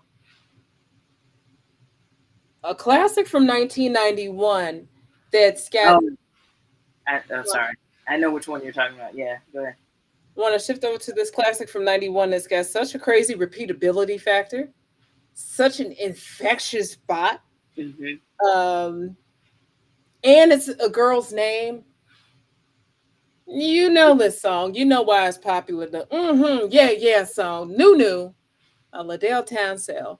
The Hmm. song again sounds like Chicago Hmm. 1991, the Four on the Floor, Yeah. Liddell Townsend's tenor voice. And it's a tenor voice, but it's still kind of warm because he's talking about rapping this game to this fly girl that he saw. He just couldn't let her pass. All he could say was, yeah, yeah. Mhm. Man, you had to be that girl if you left a brother speechless like that. Okay, Nunu. And so every sister with the nickname Nunu, from Yeah. Chicago to Indy to Minneapolis, regionally, was feeling it. Yeah, Yeah. yeah. Yeah. This song sounds like towel coats and flop sweat It it when the it ladies. really it really does. This song, man. Oh my god, dude! This is another one that you couldn't escape after 9 o'clock on the radio. Like this one, and I remember there was times where I'm like, is this an extended? Like I feel like there was one version where I was like, wait a minute, how many verses is in this? Like this is extended, but it was so damn catchy, and how could you? It was so simple. It was such a simple hook. It was so simple. It was one of those songs where you felt like you knew somebody that could have written that song, Yeah. and not in a bad way. Like it was just like back in the day, um, like they would have like when they would play like local radio hits, it'd be somebody from like from the local town, and they would play like, "Oh, this is Bobby C's song about blah blah," and they would put it on. It would be like a little local radio, and they would catch on like, and you're like, "Oh, I know Bobby." I went to. That's how this song feels to me. Like, because Hmm. it's not like he's a great singer. It's not like it's just a dope, catchy dance song. Like it hit the perfect nerve. Like I feel like I want to be at Funway or something, like at a skating rink. You know what I'm saying? Like with a long with a long licorice rope. You know what I'm saying? With Hmm. like that's what it feels like. For sure. It Yeah. feels like that. And if we have any of our younger listeners, any of our Gen Zers, you might recall a young man by the name of Austin Mahone doing a collaboration with Pitbull back in 2018, um, basically infusing this classic into their hit. Wait, are Mind you you, serious? Austin Mahone, Wait, seriously? yeah, 2014, my bad, 2014. Um, at the time, Austin Mahone was signed to Cash Money and was kind of doing a Gen Z Pink type, the Gen Z boy Pink type thing, basically. Ah, Uh, okay. but even then, like you said, the song's so simple, it's so cool, it's timeless. Liddell Townsend kind of evokes this everyman feeling, like, yeah, Mhm.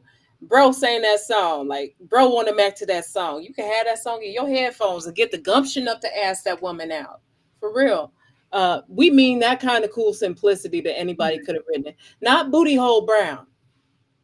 Yeah, Not Booty Hole Brown from earlier. Not that simple. Not that paint by numbers simple. and it's cute.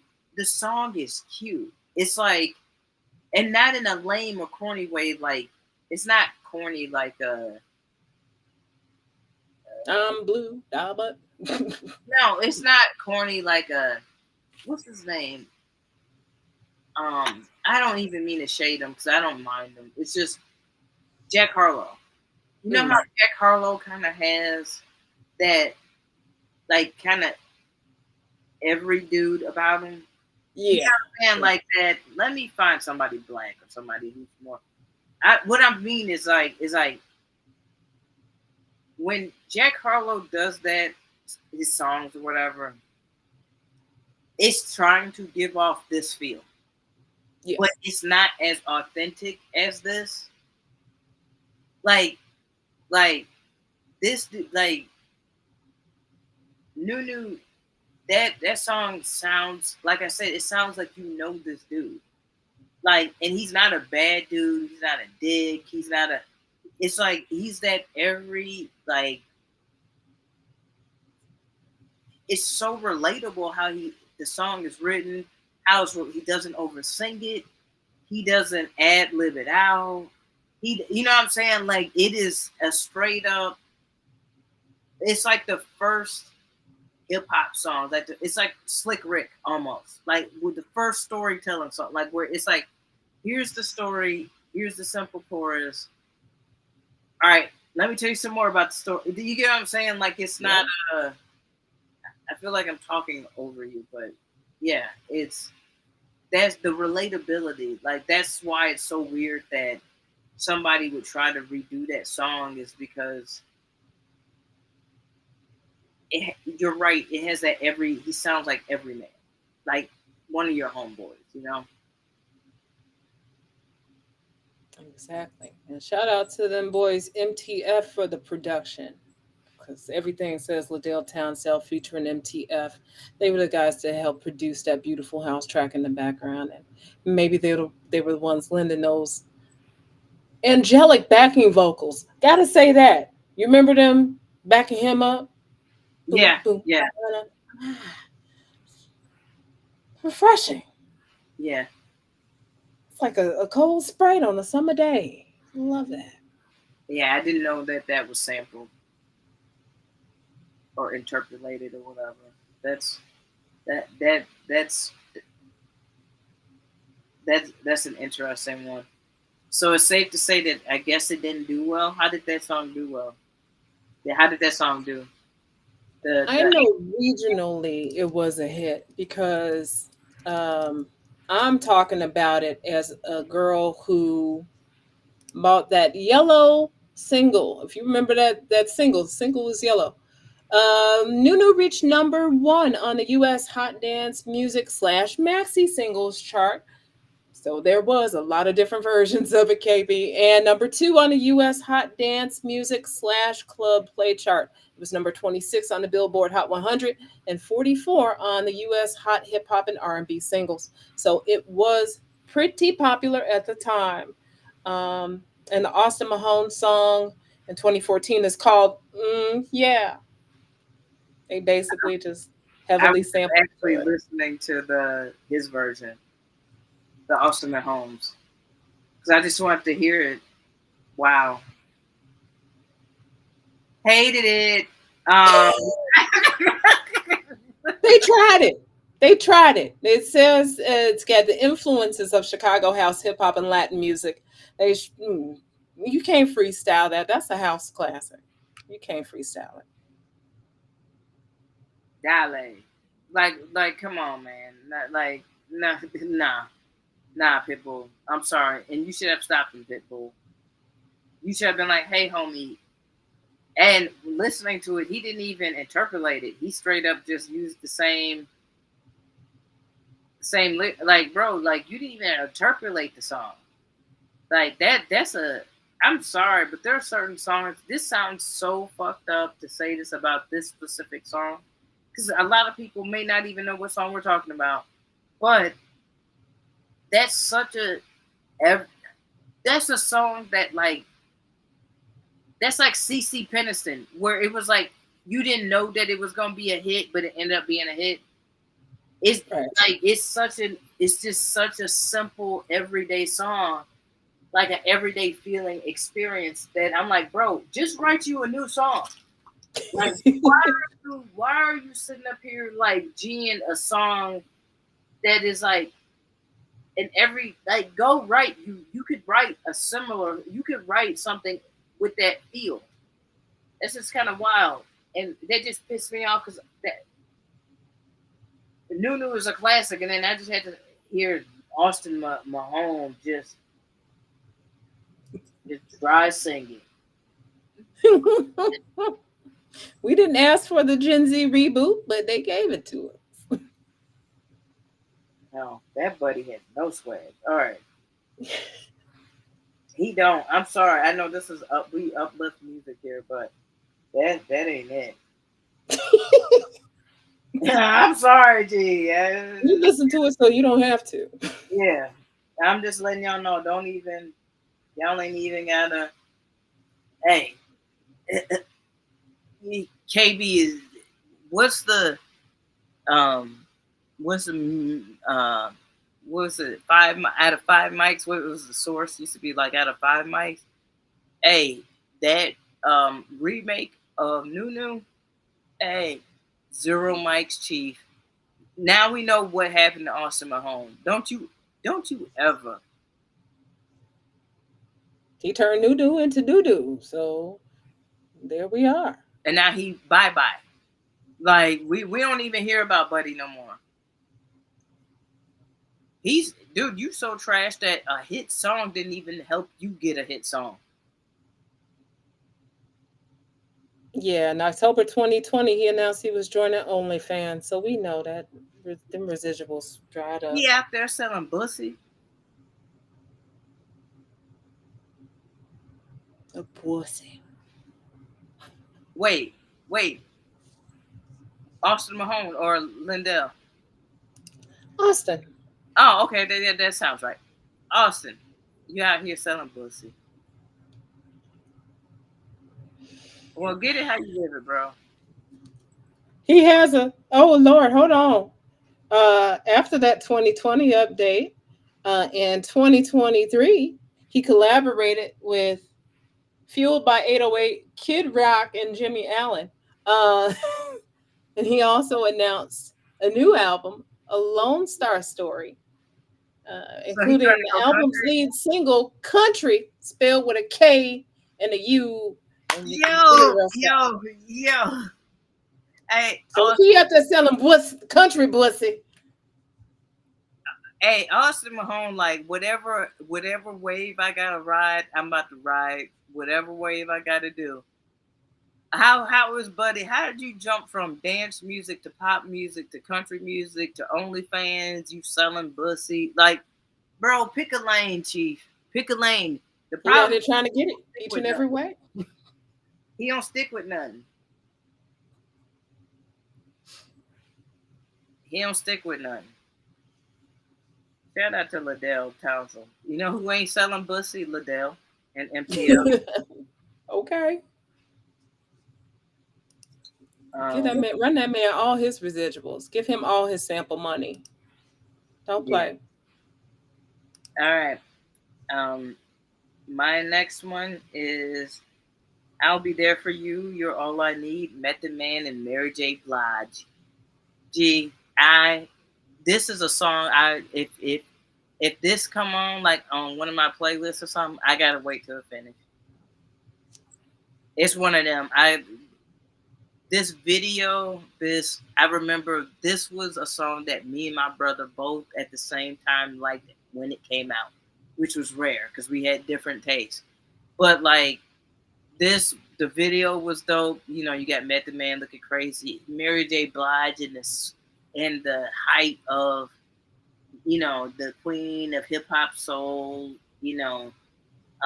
Like just kind of controlling the R&B charts at that time, Mm-hmm. and it this was a good and cool way of doing an interpolation, um, uh, you know, doing a cover or reference or utilizing something previously, and how it's and how you can do it and make it your own, and they did. Having Mary J. Blige, who a lot of people at the time are like, oh, she can't sing, but like for our generation, like she was like she was like you know uh our oh, what's her name, Jasmine Sullivan. Nicole. She was like our Jasmine Sullivan now, where it's like the older people are like, I don't quite like, there's something there, and it is R&B, and she for the most part can sing. Well, Mary J. Blige got better, but like Yes. it's one of those things where they could see that she had something, but they didn't quite get it. They didn't like my mom was like, I don't, and now she likes Mary J. Blige. Like, and that's like how I viewed Mary J. Blige at the time. She was like, this Summer Walker, Jasmine Sullivan of this current SZA of this current era, where it's like, oh, you're kind of transforming the sound. The way that you sing it is a little bit different. But also, this is when Method Man, like he was clearly just in a zone as an MC from, I mean, and Takao came out in 1994, Mm-hmm. um, and how they did it, and you not really seeing that a lot either. You wasn't seeing that a lot back then. Like it does, it sounds like, oh, how is this a big deal? But you got to think about it. Back then, this was a big deal because you didn't see this frequently. R&B and rap in one song where it's a no, you didn't see that a lot. So, and it just reminded me of that. I remember that video. I remember me and my brother like just vibing out and watching that video, um and yeah, it's such a classic and iconic, and they changed the game with it. I feel like because, like I said, nobody was doing it like that. Yeah, I feel like it is one of those classics where Matt and Mary kind of changed the game uh, by putting that naturally, a sociable pairing of R&B diva and rap star together. Yeah, Um, I feel like, and as you were saying about how by that point your mom might not have been feeling Mary, everybody's mama starts feeling Mary. If they haven't started feeling her by the Good Morning Gorgeous era, then we got problems yeah. because I feel like The No More Drama Mary got a lot of people's mamas on board with Mary J. Blige. Not Gonna Cry Mary Not Gonna Cry, yeah, solidified. yeah. When a And black woman's Not fed Gonna up with Cry, your shit, she gonna play that song. yeah. Not Gonna Cry because that was on the Waiting to Excel soundtrack, Mm-hmm. um, which was a great soundtrack. Yep. Um, yeah, I gotta say, I'm gonna keep it real. That is not one of my favorite Mary songs. Just purely because her downtrodden, crying woman song. She has. I feel like she has better ones, but I get it because I had a roommate that played that every time her and her man broke up. So like that, not gonna cry. I get it. It hit. It hits the soul because she what she's talking about like giving them years and all that. Like you know what I'm saying. Like I get it, but yeah, yeah. So yeah, that was my pick, and that was what like really like once again kind of solidified Mary J. Blige to me for me. Like I was like, oh, she's working with rappers. Like nobody is really doing that, you know. So Mm-hmm. And for sure, Not Gonna Cry Mary is struggle love Mary. yeah, I yeah, understand. I understand. Uh, but You're All I Need is picture perfect. You're All I Need is I'm by your side no matter what. yeah, It, and he's for talking about it. Mhm. You know what I'm saying? Like it's not, and he's not doing it in a corny way. It's a very like an adult like that understanding of I'm a young dude, but I know I need this. I need you, and I want you, and we need each other, and let me be vulnerable in this without being R&B singer corny vulnerable. You know, like it, Absolutely. it's a great track. So And it's one of the rare songs that's in a minor key that has an eerie feel, production wise and background wise, whether you're listening to their original cut or one of the more popular radio remixes. mhm. Um, it's a hard ass beat in the background. Yeah, It's an undeniable, urgent beat in the background. And so you believe that love that much stronger when you hear that. You believe that that music is for all the hardships, all the headwinds, for the late checks, yeah, for tiptoeing around with Sheila and them. It's for all that. It's for all that. yeah. So yeah, that was my third pick. My next pick, I'm going to take it back a couple years to 1992 with a foursome who had peak MC names back then. Okay? Amani, Fat Lip. Come on, Fat Lip. Slim Kid 3. And we talk about Mm, Slim Kid 3, all one word, with the S capitalized in the three, the number three, the letter three. Lord have mercy, I need some sleep. And then the homie Booty Brown pulling mhm. up the anchor for a very unbooty song. They the far side, and the song is Passing Me By. Pass me by. Yeah, This is a classic where classic samples, they use three classic samples from Quincy Jones, Weather Report, and Jimi Hendrix. And they rap some classic bars on top of that. Again, an everyman looking at this beautiful lady trying to figure out what he was gonna say. And you got four brothers trying to figure out what they was gonna say. Again, when rap and hip hop were still fun, when it wasn't just the pursuit of money, the pursuit of power, the pursuit of material things, where it's just, hey, pretty lady, how you doing? Can I get some of your time?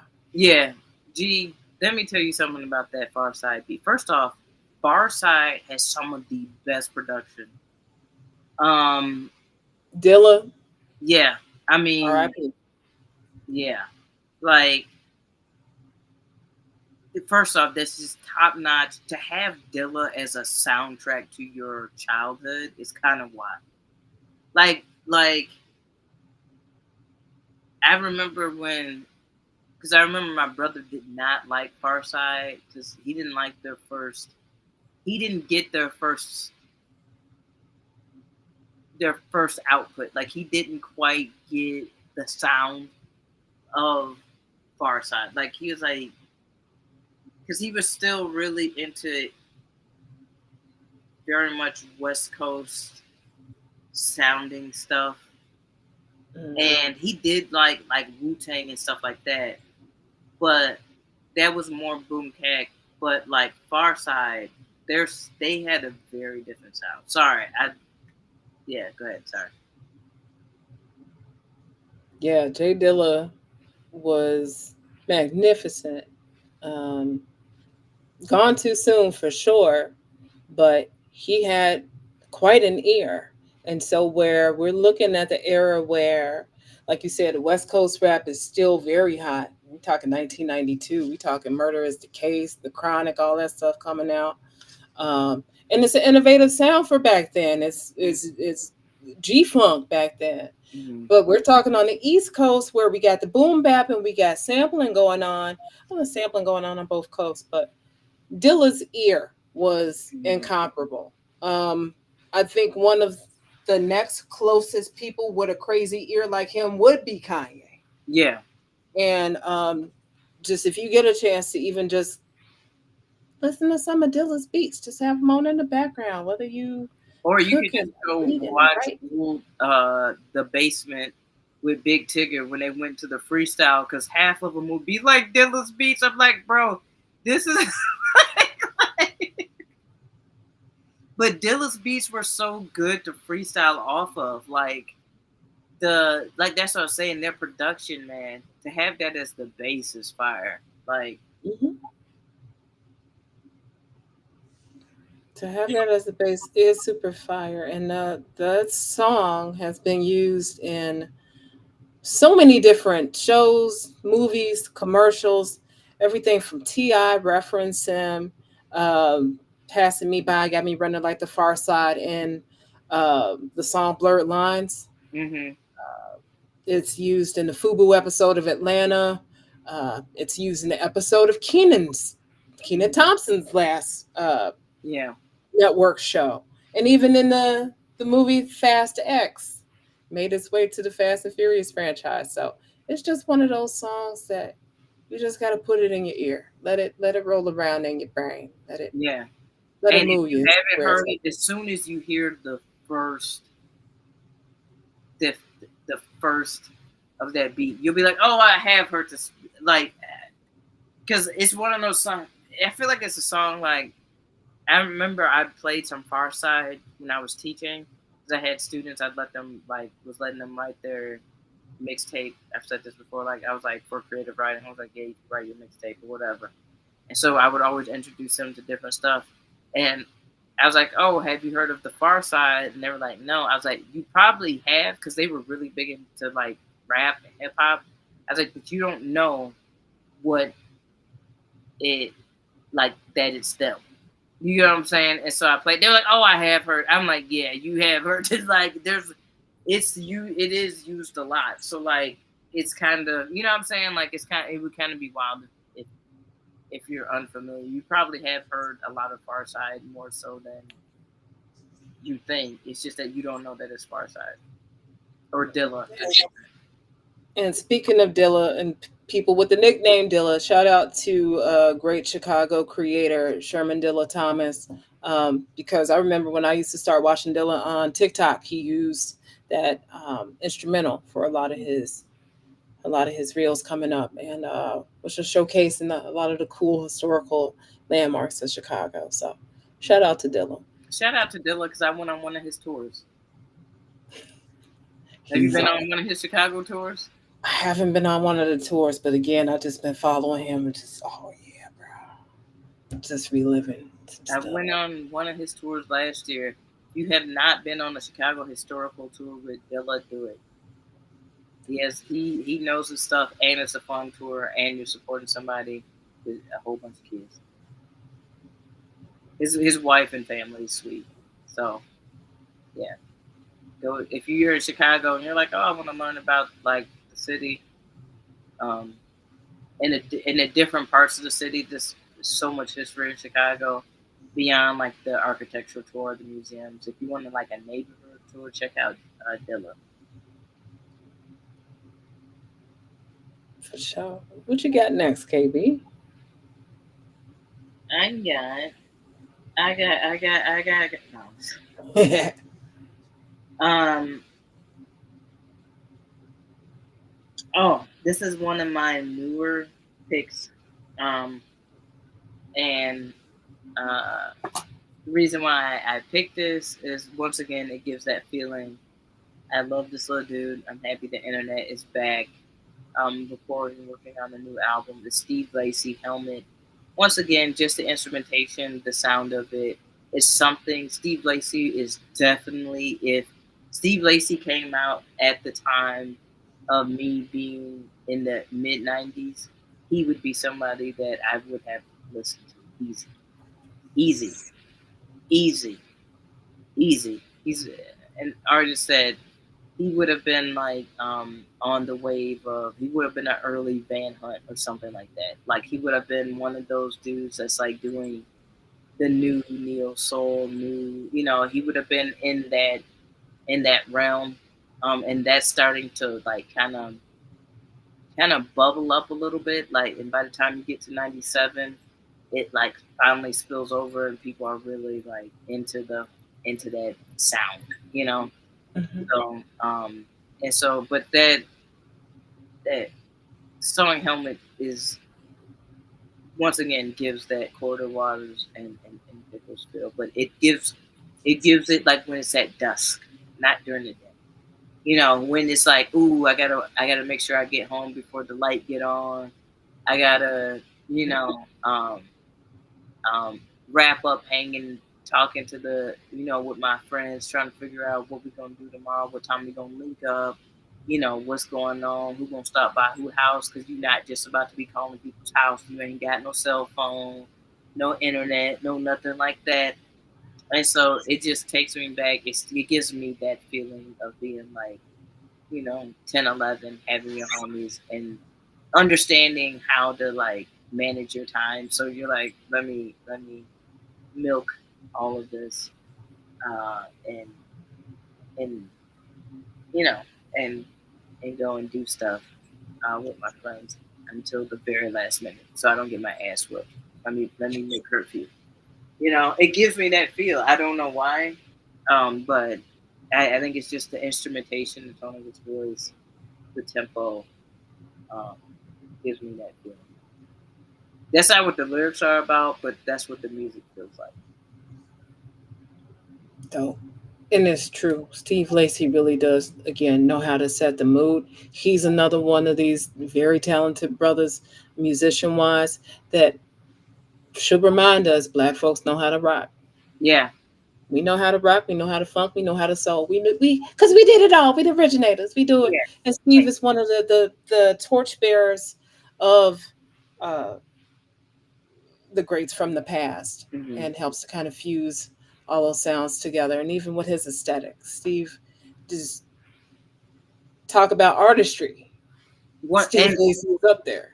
and he's connected to Tyler the Creator. So the reason why I wanted to bring all of this back is that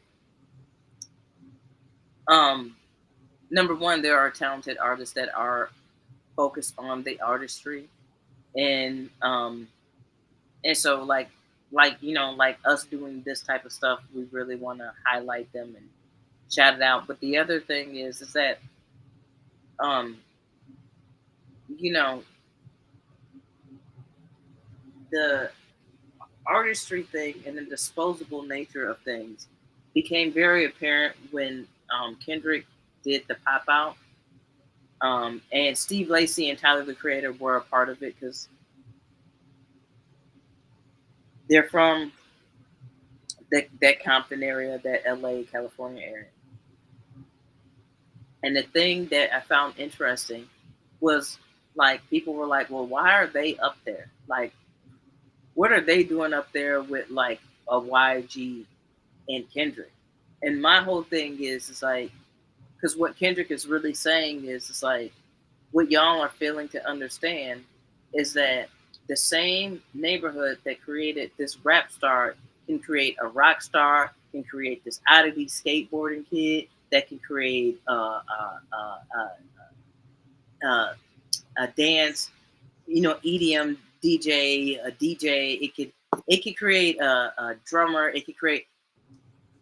We are not a monolith, and the artistry of black music being reduced to a monolith is the other thing that the pop out pushed against, and it's what Tyler was also talking about in that statement. And so, like, to bring that kind of full circle into what we're talking about, all of these artists that have stuff that we're talking about has been able to transcend, and a lot of this, like the whole Austin Mahone sampling Nunu, it's like you're not authentic enough. You don't even understand why that worked, because if you understood it, you wouldn't have just purely sampled it as like, oh, this was a hit.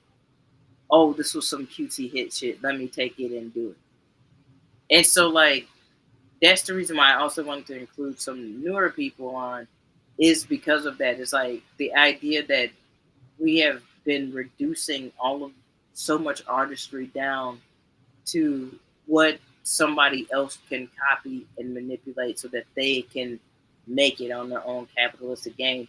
And it's like, dude, Austin Mahone and all of those type of people that Tyler the Creator was talking about, it's like you end up nowhere because you don't stand for anything. And so like because others have been ushered into it, like you don't, and that lack of authenticity has been reduced to the gangster motif or the toxic lover motif or whatever it may be. It does a disservice to the artistry that is within existence, and it does a disservice to the history of the genre and the art. And so, like, I think it's like really important, you know, that we continue to make threads and connections of that same artistry through time. That's the reason why this list is really dope, because these artists, like, their stuff is still like timeless, but you can see their influence within artists, not products, not plants, not but actual artists. You can see their influence actually come through them. So it's always dope that our lists have been having older music and new music. And so, like, yeah, Steve Lacy is to me like one of those people who's really focused on the artistry aspects. Exactly. And that's a perfect segue because you just mentioned the last song that you mentioned put me in the feeling because you were rattling off that list and I was thinking, oh man, when I was a kid and I was little pre-sex, what was the kid version of an orgasm? Like what was that? And it was not paying bills. Yeah, Damn. Woo, that made me feel so good to have my mind go back to when I was not adulting. I love that. And for that reason, my last song to top off our playlist is one of those songs that feels like riding your bike to the stoop at the end of the day and trying to figure out what's next. It's a song that even felt a little bit old and nostalgic when we were little, Mm-hmm. but it's timeless. How in the world were we singing these lyrics at 6, 9, Yeah. 12? Let alone But the artist was 18 when he came out with it. But the song is Back in the Day by Ahmad. hmm back in the day, but now I'm not a kid anymore. Some days I sit and wish I was a kid again. Like it's We such kids like Ahmad singing the song. oh, that's such a great fucking chorus, bro. Like who cannot that's cross culturally across generations.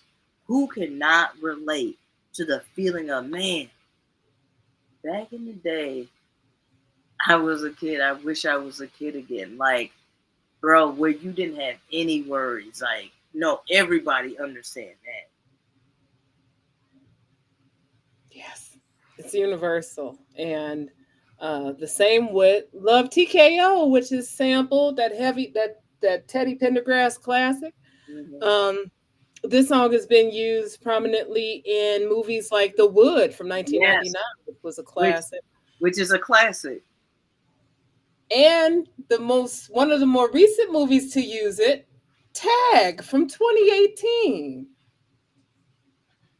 Mm, okay, I know what that movie is about. The Yeah. kind of boys pack, with them playing the world's longest Well, running yeah, tag game. game of It tag. makes sense. Yeah, It fits.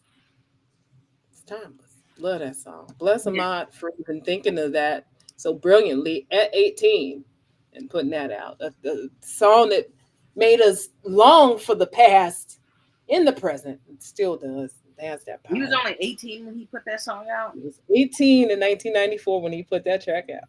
Wow, I didn't realize he was that young. Wise, wise words, wise Yeah, bars from a young man. wow. That's that's like bittersweet. Like it's because like it's like wow, like your your youth was immediately yoinked from you. Your youth was immediately taken from you, you know. But it's also a great song because it's like, and then that little chant of "I remember way back when, I remember way back when, back in them days, back in them days," like that little chant. That yeah, Cause I'm holding these bills. We sitting here talking. I've been looking at bills the whole time. And when you said all that, it gave me the feels of remember when I didn't have them and it felt good and life was really popping. yeah. We had a good run growing up. Yeah. You just turn your face after the ding ding man.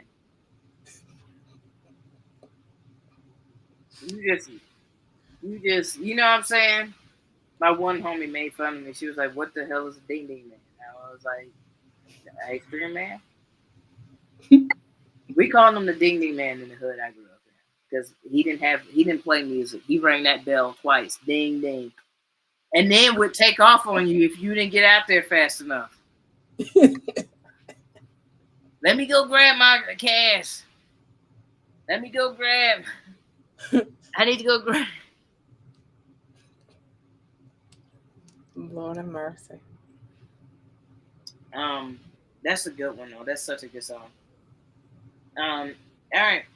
I think I meant my last song, and it is, and man, it was hard. It was between this and another song, another group, but I chose this because I explicitly remember being a kid riding my bike and singing this song, and I should not have been singing. Well, I guess maybe I should have been singing this song because it was an affirmation, but maybe I shouldn't have been singing this song because like it was some grown people stuff. But Salt and Pepper's "None of Your Business" is my final song, and the reason why is I remember being on my I had a purple bike, and I would and my little badass me and I would just go around riding my bike, and people would be like, "Hey." like my brother be like, "We're going. It's none of your business." Like it was like my little like because that's all I took away from the song being that young. It was like none of your business. If I want to think a guy, it's none of your business. Like and just that chant of it, and then re hearing the song and being like, "Damn, this is way more progressive." They were talking about way more shit in that song than my little ass was taken away from it. Because the And next line is let a hoe be a hoe, basically. yeah, and basically, yeah, because it's like, who do you care? I'm giving skins to. It's none of your business. Like, it's like, but it for sure is an anthem. Um, and it resonates so much now. Like this, honestly, like what Salt and Pepper did on Very Necessary, which is one of the greatest hip hop albums. I don't give a fuck what nobody say. It's one of the greatest hip hop albums of all time. Eat a dick if you don't like it. But like that album, if you just think it's shoot, go back and listen to that album, and they are talking some real, and they're talking some real on that album, and it's real women empowerment. It's not the 2010s, you know, pop girly empowerment. It's not the new rap girly. Oh, it's my pussy, my this and my that empowerment. It was like, no, let me give you the true empowerment of how I want to live is how I want to live, but let me tell you why you shouldn't interfere with that. You know what I'm saying? And their message was never in the degradation of another woman, another human being, another person, and it was always about just um uplifting and like, but with force and with power and with strength and with hip hop and music and artistic creativity and sexuality and sensual. They used everything, and it was okay. And like that's the reason why with the sexy reds and all of that, when people are like, well, back then we had, yeah, back then we did have a Kaya or a Trina or whatever, but we also had counterbalance of other women who were charting just as high, who were getting just as much attention, and to counteract that, now you don't even got that. Yep. You don't even got that. You're only pushing the sexy red. And that's the issue. It's not that sexy red exists. It's that that's what you want to push. I done listened to that Rhapsody album every week that it has come out. I've listened to Doechii stuff. I can't wait for her new album. I can't wait. I enjoyed Tierra Whack's new album. I enjoyed, No Name's last album. I enjoy, what I'm saying? Like I also can enjoy Megan Thee Stallion. I can bop along to Ice Spice. Well, not really. I can bop along to Lotto Snapped on her last album. Was she really talking about a lot of shit? No, she did it well though. But where's the counteractive to just that? Where's the counteractive to just that on the charts? In the space of hip hop media. The only time they bring up that counter is when they're like, well, why can't, when it comes to respectability politics, which these other women artists shouldn't even have to deal with. You know what I'm saying? So like, it's like, I think that's what's so dope, and it's such bullshit. And the other thing is, it's like Salt and Pepper's Very Necessary songs on there sound better than the shit that these new women rappers are putting out. That we supposed to sit up here and freaking champion because they're pro woman and da da da da da. It's like, dude, like I can champion it, but why can't it be good? Like, like don't sit up there and tell me it can't be because I listen to albums where it can. Like, stop it. So like, and Salt and Pepper has been doing it. They did it. They did it already. They gave you the blueprint. They gave you the blueprint. Like, so But yeah, none of your business is a fun song, and I love the energy of it, and it's a big fu.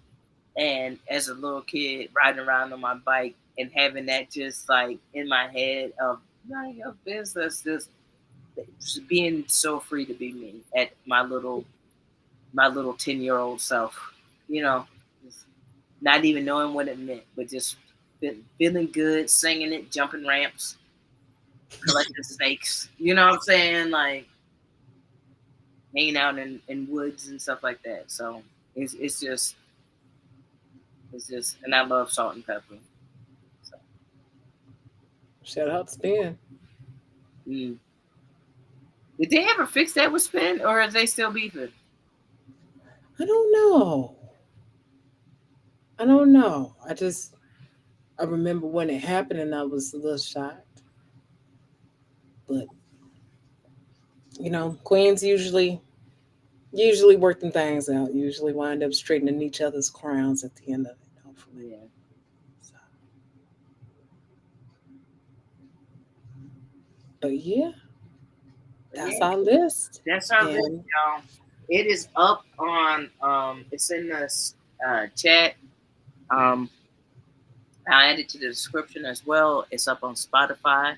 I'll also make it on YouTube, so that people can vibe out to to it on YouTube. we Um, want you to put some good stuff in your ear. yeah, We want you to have a breakaway, a getaway from all the bull crap they bombard you with. That they want you or anticipate you to be listening to. We want you to either travel with us back in time to a simpler time with better lyrics, better artistry, a lot of creativity, or go forward with us into the future of music and see where the next great voices are coming from, where the next great artists are coming from. We'll get you right on the Baseline Chronicles for sure. absolutely. So we'll see y'all in a couple of weeks. As always, find some great music. If there is an artist that you want us to listen to their entire catalog and kind of do a tier, which I'm kind of wanting to do, um, then let us know, um, and we'll definitely do that. Don't do no bonk shit either.